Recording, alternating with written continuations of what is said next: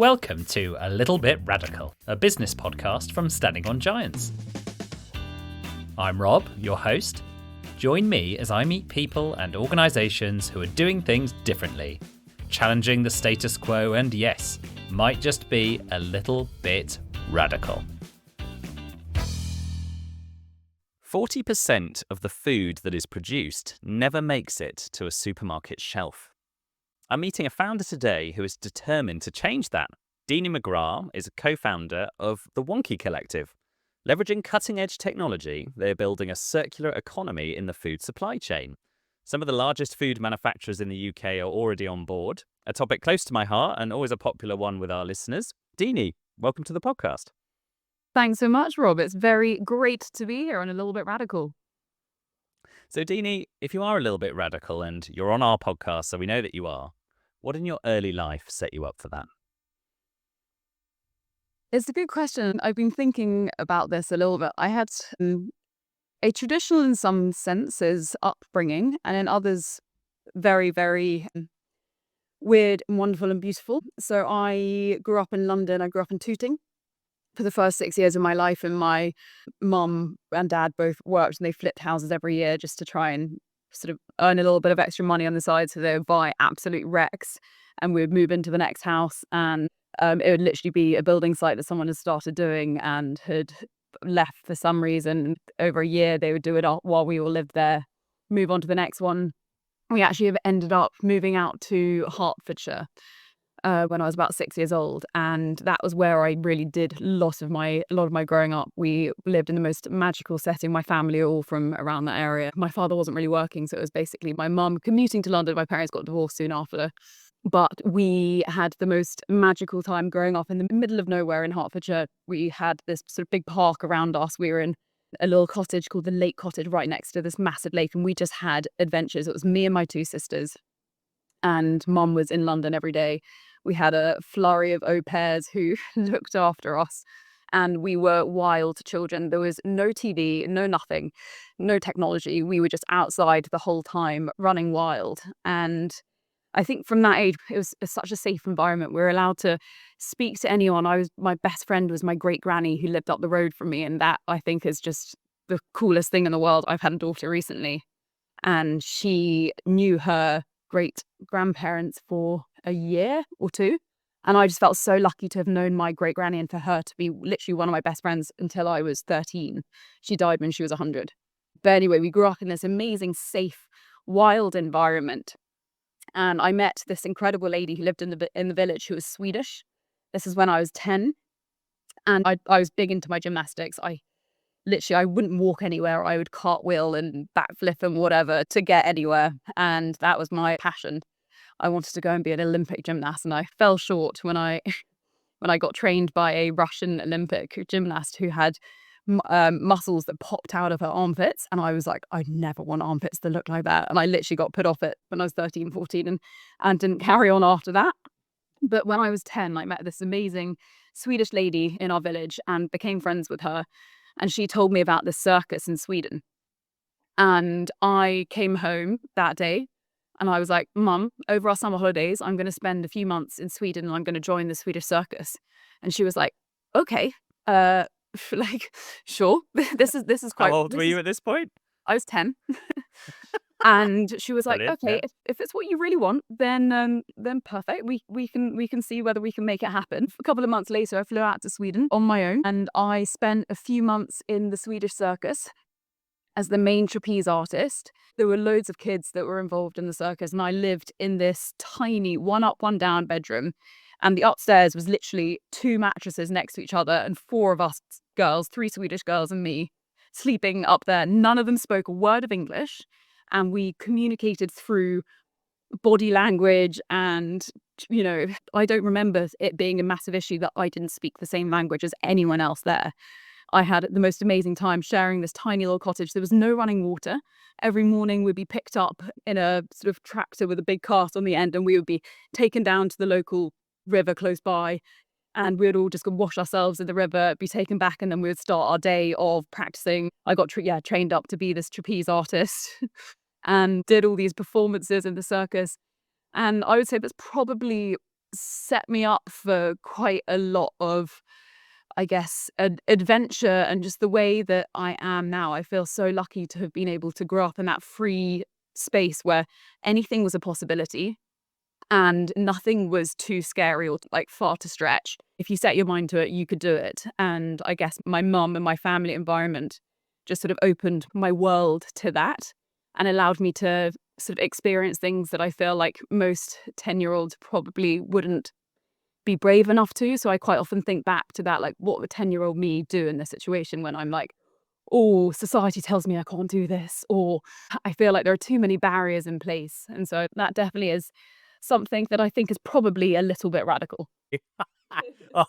Also, it's a little bit radical.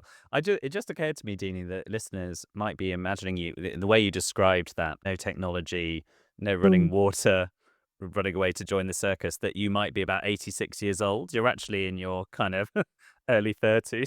Early Uh, 30s. Yeah, I'm 33. yeah, yeah, exactly. Yeah. So that is a little bit radical, I think. Yeah, for sure. First of all, thank you for giving me PTSD, because my parents were also kind of fixer-upper DIY people. So I remember living in the wrecks very well. Yeah. And then literally running away to join the circus at 10. But you came back, you know. I came back. The one rule is I have to go to school when school starts again in September. I was allowed freedom for the summer, but pulled back to reality. What do you think about that decision from your mum now that you are a mum and you've got your little daughter and you're thinking about when she's 10? Are you going to be looking forward to her asking something so crazy, and do you want to make it happen? Or are you like, what the hell was going on? I genuinely feel like I will have done my job properly as a mother if she has the confidence to go out and do something like that. 100% would love her to ask to do crazy things like that and not feel like there are barriers in place to doing that. And I think, yeah, I think it's totally amazing that my mum lets me do something like that. It is actually pretty scary. Like, the thought of it is pretty scary. But I don't think as a parent, your nerves should ever be, I guess, put on a young child who just doesn't have that, complexity of thought. They should be able to run free as long as you know that they're in a safe environment. And I think through this lady in the village, she had connections who were out in Sweden. So it wasn't like I was completely on my own, but there were people out there who sort of knew what was going on, and one lady in the village who knew about it. So there was something tangible which made it a little bit safer, I think, for my mum to allow me to go. So I think as a Mm. parent, I definitely would want those rough checks just to make sure that you're not sending someone off to something unbelievably dangerous and scary. But at the same time, they need to live their lives and have these experiences, because from such a young age, and you'll know as a dad as well, like it shapes who they are as people. And I think it has been part of what shaped me. It's a fantastic story, and I think we can definitely trace the fearlessness that's required to be a founder of a of a startup to that moment. But as an adult, do you think you've become more radical or less radical, and what's been behind that? Well, I haven't joined any circuses lately, so So less, I guess. or less, Yeah. yeah. Think it must be less. You live in I a think house that doesn't look like a wreck to me as well. I can see. I managed to finish doing up our house just before the baby arrived, so there was no chaos when the baby came. Although having a baby and the business at the same time is pretty it's pretty chaotic, and I feel like it takes a certain type of person to get on board with that. I have an amazing co-founder, which makes it all possible. But it's actually our 3-year company birthday on Saturday. Well, And congratulations. thank you, thank you, thank you. I can't actually believe that I set it up 3 years ago. It's crazy. Where does time go? But in Mm. those 3 years, myself and my co-founder will have had 3 children. Wow. Whilst growing our business, we've haven't taken off a lot of time between us to do that, just because it's required us to come back to work quite early. But I think that being radical shows up in different ways, and it's how you think and how you approach problems rather than necessarily like big actions. I just can't take a couple of months off and go and join the circus right now, but I can think about things in a very different way. So we set up the Wonki Collective, like trying to create radical change in a very archaic industry. And I'm sure we'll get onto that in a second. But so I think, yeah, being radical in my life today comes across in just the way that I think and try and make change happen. Absolutely. Well, you've teed it up perfectly. So tell us all about the Wonki Collective and what you're trying to achieve. Yeah, of course. So I set up the Wonki Collective somehow 3 years ago, and we are on a mission to eradicate supply chain food waste. So I don't know how much, Rob, you know about food waste and supply chain. We worked together at Sipsmith for a while and had the most amazing few years. And we're very lucky to work in an ambient supply chain. So where everything was produced on site in the most amazing distillery. We had so much fun working there. But at the end of the day, supply chains are very complex.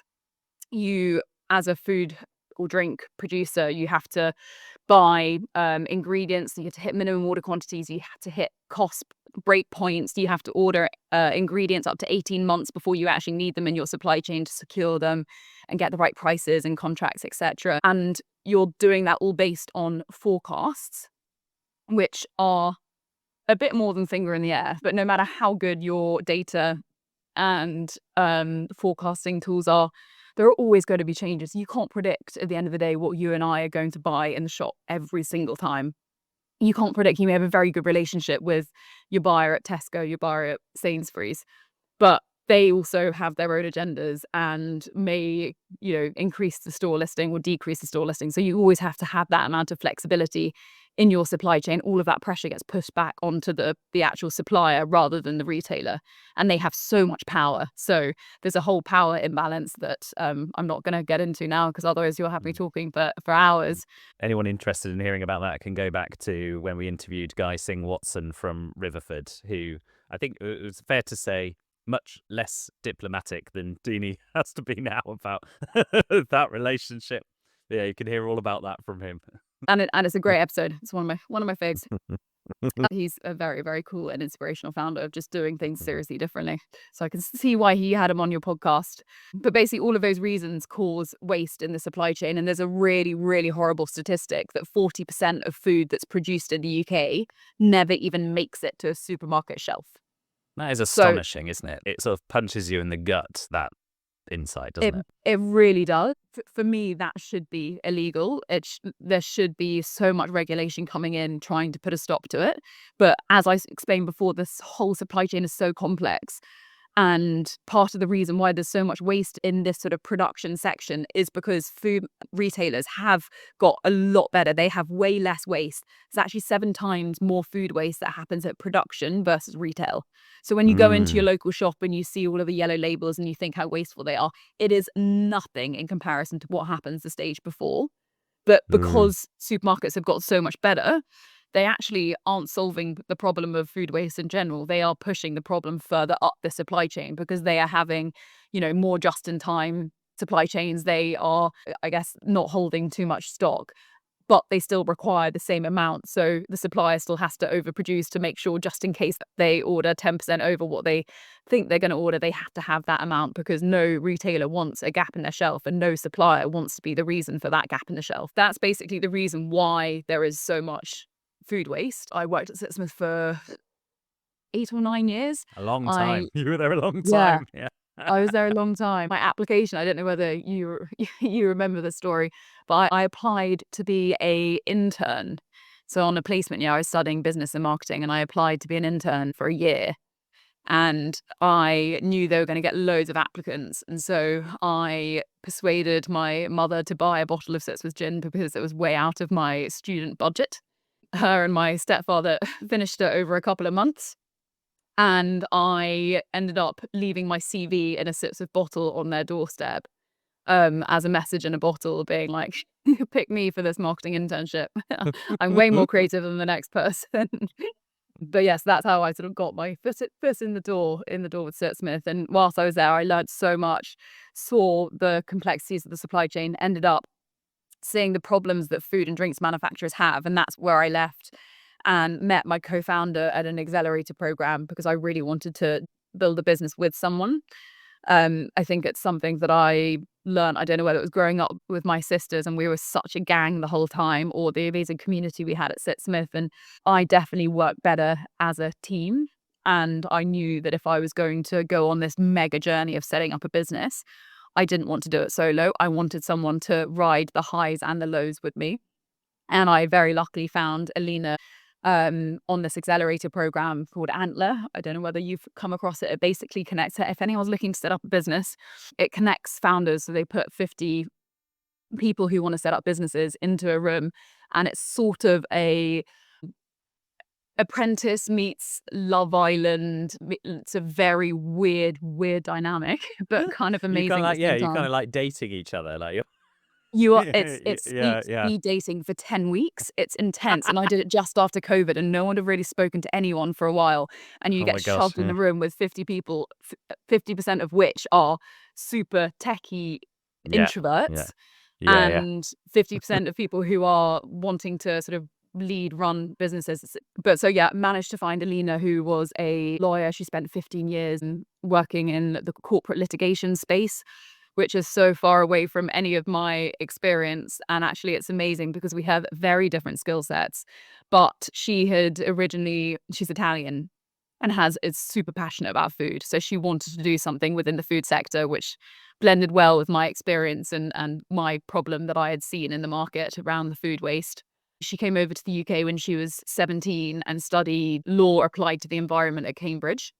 And when she did that, she was seen as a real hippie. And now it's one of the most popular courses to do.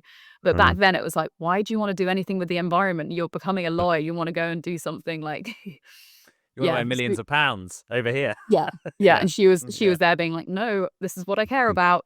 And she'd done sort of full circle, ended up working for a massive American law firm, set up 2 businesses on the side as side hustles, and was like, no, I need to set up something full time and I need to do that rather than this corporate grind. So we met at an amazing time, launched the Wonki Collective on a mission to eradicate supply chain food waste.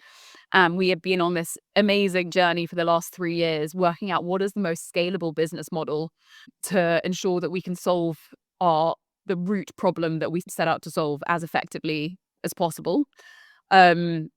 And I think I've learned so much over the last 3 years. It's been an absolute roller coaster.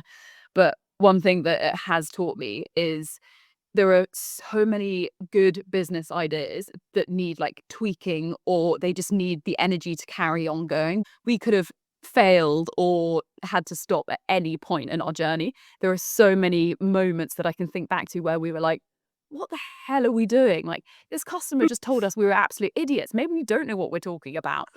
And if you don't have that resilience to carry on going, it is just, yeah, that is all it comes down to in the early days, I really think. And I think that growing up in the way that I did, with less awareness of other people and more like just in my own world, I can sort of apply that thinking to day-to-day problems that I experience as a founder. And I'm like, no, we can do this. And ignorance is bliss. So let's just power on. And when someone says no, we can just ask why so many times, irritate them, and we'll eventually get to a yes. And if we can't get to a yes, we'll try the next person. So that's sort of how we've been going. And we have been very lucky to onboard a couple of like pretty big businesses into our vision of eradicating supply chain food waste, which for us has been fundamental for our journey. So I sent a cold LinkedIn message to the supply chain director for Nestle, maybe 2 years ago, two and a bit years ago now. And actually, I was en route to Switzerland to a friend's wedding, and I got a message back saying this guy could speak to me the following day. And I Oh, was no way, at their wedding.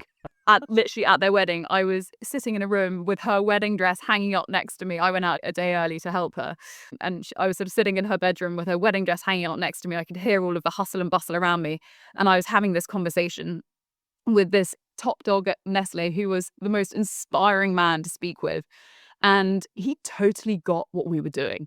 And I was like, this is cool. Like, I'm listening to him. I'm listening to his problems, and he understands what we're doing. And there was one point in the conversation, he was like, we have supply chain food waste, like every business does. I don't think we have any issues with ingredients or dry stock. And I was like, cool, if I can speak to a couple of people in your team and find that you have problems, will you work with us? And he was like, yeah, I'll give you the name of these 2 people. Went off, spoke to them. The following week, I came back to him and found a couple of £1 million worth of surplus ingredients in their supply chain. Was like, don't know whether you knew about this, but this is what I found in the last 2 weeks. And he was like, cool, we'll work with you then. And that was all based off of me listening to his problems, understanding how we could then support his problems and helping him to see what he couldn't see in his position. Because in these large businesses, it's impossible to know what's going on at the ground level. And as a business, we are trying to empower these food manufacturers to be able to take better actions. And you can't do that without visibility. So where we started off on our journey is we originally took a sort of odd box model and we were rescuing finished packaged goods from food manufacturers, sending them direct to consumers. We realized that it just wasn't the right business model for us. We wanted to build something truly sustainable, and the amount of investment you need up front because of cost of acquisition is unbelievably high. Logistics is super complicated. And whilst we were doing that, all of these food manufacturers were coming to us being like, but we've got 80 tons of flour. Can you help shift that? And we were like, don't think any consumers are going to want to buy 80 tons of flour. I mean, I like bread. I like baking my own bread, but I'm not going to take 80 80 tons off you. And we were operating out of my mum's utility room in London, and we were like, I just don't think she's going to be happy with us starting to like repack flour in her house. So we then were like, cool, let's try and sell it to businesses. So we started calling up a whole load of businesses that we knew would buy flours, so different types of bakeries, etc., and managed to find loads of businesses to buy these surplus ingredients that we had. And so we started selling that, and that was when the business started really taking off. So we were working with around 25 food manufacturers, taking their surplus ingredients, selling them to other businesses. We then were like, this is inefficient. Let's build the tech to make it efficient. So we mapped out over 50% of UK food producers, what ingredients they buy.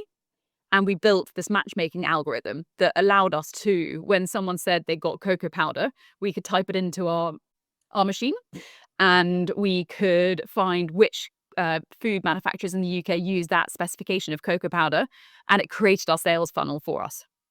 So that then linked to our LinkedIn, it sent a direct message to the stakeholders that we found in the businesses that we thought would be most likely to buy from us. And we started doing that.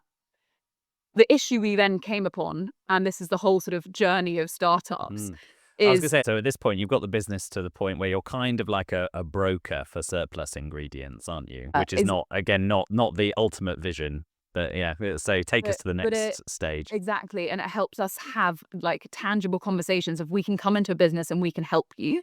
And then let's see what else is going on in your business that we can then support you with. So it was a really good in for us, and no one was helping any food manufacturer with surplus ingredients. So it was something very unique and tangible that we could support with. But so the next bit of discovery was, okay, so you're telling us that you got these surplus ingredients now, but they've only got 2 months shelf life on. How long have you known that they're surplus for? And no business had any idea. And they were like, well, we just suddenly did a stock check and we thought we were going to use it. We realized we weren't, or we've had a product change and we just didn't know what to do with it. So it's been sitting there, and suddenly when it gets to a couple of months shelf life, we had panic, and then someone tries to do something with it. So we don't have to send it to landfill or send it to animal feed. And they were like, that's when we heard about you, or that's where we got introduced to you. And you obviously helped us. And we did this pilot with Nestle using this technology, and they applied it in one of their factories, and in a 2-week period we managed to sell 87% of all of their surplus edible ingredients. And it was the most amazing, like, cool, our technology works, but the problem is so much bigger than selling ingredients.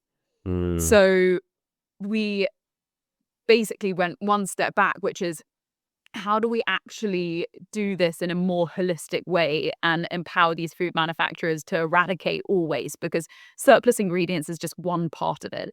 We basically split food waste into 4 categories. So you've got surplus ingredients right at the start of a production line. You've then got byproducts. So if you're making a Kit Kat, you'll have all of the sort of melted chocolate and things like that, which aren't used. You've then got work in progress goods, which will be stuff that the quality team have deemed not good enough to go in a branded packet at the end, but it's still totally edible. So it might be a Kit Kat which has a chunk missing from it or something. And then you've got the finished packaged goods at the end, which is, it's beautifully packaged, it's absolutely perfect. It could be short on shelf life, it could be a limited edition that hasn't sold as well as predicted. And how do we actually help with all 4 of those categories? Because it's the combination of that which equals the 40% of food that doesn't make it to a supermarket shelf. And it all comes back to a lack of visibility in the supply chain. Our food systems are prehistoric, and they have a lot of good technology around. They'll have sort of enterprise resource planning systems, SAP and Oracle and all of those things these large food manufacturers invest heavily into. And they're very good at showing you inputs and outputs, but they don't show you what's going on in the supply chain. So what we have been building in partnership with Nestle and a few other people is the technology to help visualize where the surplus is in real time across your supply chain, using AI to provide actual insights into what can you do, what are the actions you can take to stop that, to prevent it. And if you can't do that, then how can we then use our algorithms to better redistribute? So we have just announced that we have won a very large Innovate UK grant in partnership with Nestle to build the visualization, tracking and optimization technology. But also we have onboarded FareShare, who are the largest food redistribution charity in the UK. And we had this radical idea that if we can visualize where all the food is in the UK, the other important thing to do is where is it needed? So we are working with FareShare to map out their demand and understand where in the UK they have mouths to feed, where they have capacity to do that. So do they have kitchens and what sort of food do they want? And as soon as you can get that demand data, you can then match it with the supply data. So where is food needed? Where is food? And our algorithm then connects it. So we can intelligently redistribute food to where it's needed most in the UK, which is a pretty cool thing to be able to do. That's incredible, So Dini. Congratulations. How thank amazing. You've had to keep that under your hat for a year, have you? you. We have had to keep that since we were told in October last year that we had won it, and we haven't been able to talk about it. So it's been a real, like, we're doing this really cool thing, and I'm speaking to investors, I'm speaking to other people, and I Amazing. can't actually talk about it, but we're doing something cool, and you've got to follow us. And you, so it's very nice to finally be able to talk about it. Well done. Well done. Absolutely amazing. I mean, gosh, you've just sort of blown my mind with the scale of this issue. And it feels like one of those real win-win problems to solve, right? So businesses become more efficient, more profitable, but also increase their social impact by redistributing this waste to people who need it. Exactly. And that was always really important for both Alina and I when we set up the Wonki Collective. And I think for having children throughout it as well and coming back to work, I genuinely don't think I could run a business that didn't have a bigger purpose other than profit. I feel so empowered by, and also hiring a team. When I meet people who are passionate about food waste and the problem that we're trying to solve, I'm like, yes, how can we find a space for you in our team? How can we bring you on our journey? You totally get the mission. And I think, yeah, for me and my motivation, it's so fundamentally important to have that combination of the what are we doing from a social and environmental perspective? The impact is massive. And then also from a commercial perspective, it's really bloody hard to sell in a product to large food manufacturers if you don't have a commercial angle. You need to be able to save money and improve efficiency. And actually, food waste costs food manufacturers up to 10% of their cost of goods. So if you think about paying £1 for something, 10p of that is going to be food waste. So there's another even bigger social impact piece of, if we can actually reduce that, how can we then make food cheaper for consumers in the long term? That's a long-term vision. We've got to pick and choose what we're fighting for at the moment. Well, we've spoken about the business for a long time, and we did have some other topics that I wanted to cover with you. So you've spoken passionately about your co-founder and your two women founding a business, which, as I understand it, puts you in a pretty extreme minority in the UK. And one of the things that you care passionately about and do a lot of speaking about is the funding gap between male-founded businesses and female-founded businesses. Tell us about that and how outrageous it is and why we need to all get behind female-founded businesses more. Totally. And sadly, it's not just in the UK, it's worldwide. But yeah, there's a massive funding gap between female founders and male founders. And there's so many reasons why we probably don't have time to get into the details of it. But less than 2% of venture capital funding actually goes to female founded businesses. And yeah, it's horrible, isn't it? Well, yeah. Exactly. And female founded businesses actually is, if you have two founders, it's a 50% female founded team, that is considered a female founded business.